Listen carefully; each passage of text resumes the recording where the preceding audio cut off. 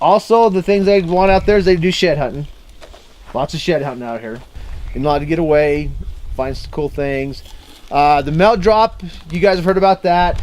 You can still get to it, but you have to park and walk down to it, which is unfortunate. It was fun when you could drive out. Yeah, that walking part sucks now. Lack of education and enforcement. And it's not the enforcement part's not being done. It's just they're so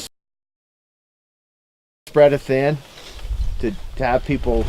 And it's sad thing is everybody knows 90% of the people do good. It's that small percentage that screws it up for everybody else.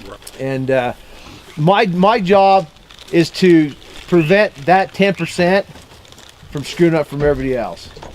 Chris, me and Chris known each other for a long time. I'm sorry. Oh boy. So I kind of take pride in the way I can talk to people.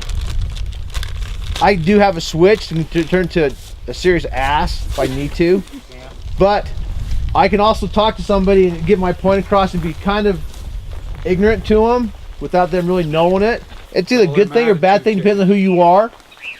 You know, some people don't understand it. Some people get really offended, and at times I really don't care. If I get a complaint because I'm trying to educate you and you don't want to hear it, that's life. I'm here to be your advocate, but if you don't want to help me out, to help you guys out, so be it. I'll do what I have to do. I'll turn to that asshole. I'd rather not. For the most part, huh, Nick? I'm pretty easy going. Oh yeah. Talk a little bit about the accident out here, would you? Well, we have accidents out here pretty frequently. A lot of times we hear about them after the fact. Unfortunately, this last 3 weeks ago, had a young 13-year-old had a crash and ended up dying out here. And it's usually on Death Dune because that's where most of them happen. His happened 3 back.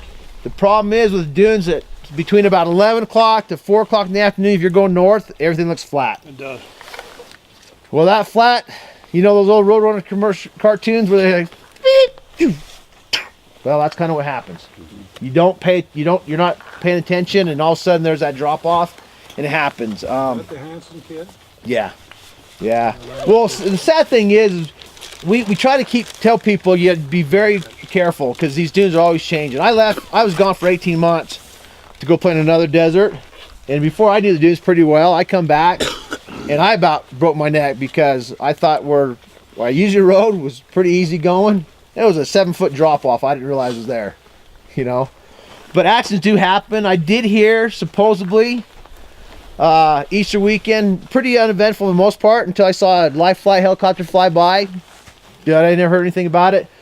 Guy that worked for us, his buddy's daughter was down in Elephant Cove area. She rolled her machine, I heard, and it cut her eye. They took her to Kanab. They flew her from Kanab to St. George, up to primaries, because it actually cut her eyeball. The handlebar went through her helmet into her eye. There's so many things that happen out here. But if you do get in accidents, we have ways of getting you out of here. Usually now I just call the helicopter and you have a helicopter ride.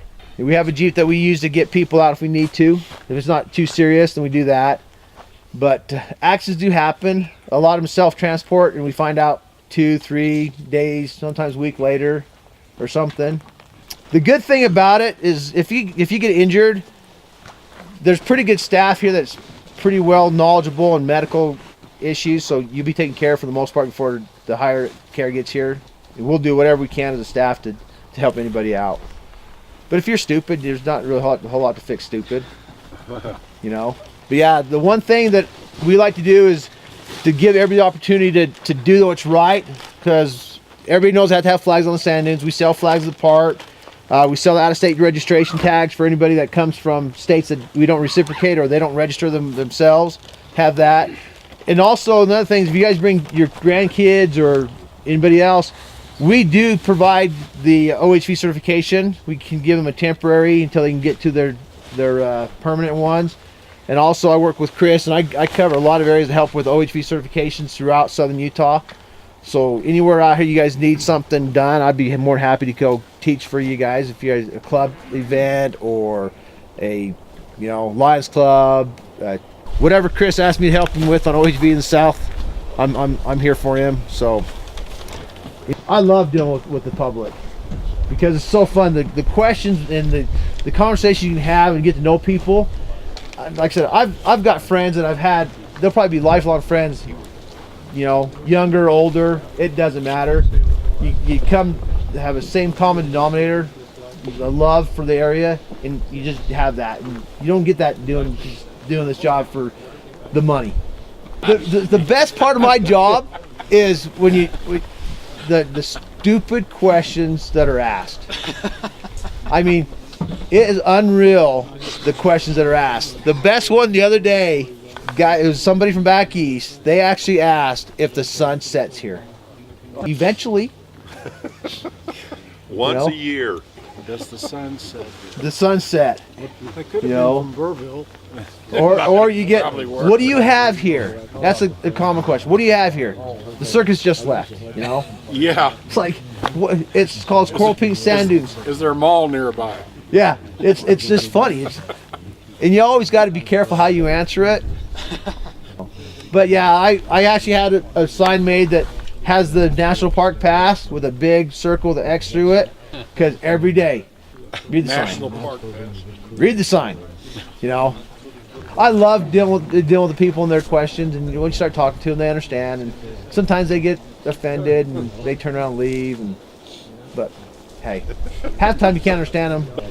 Foreigners are really, really fun to deal with sometimes. They all have their little dum-dums, which is, everybody knows what those little TomTom GPSs.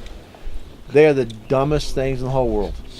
Dealing with people, you look at, you like, shake your head, pull them out, get them on their way, you know.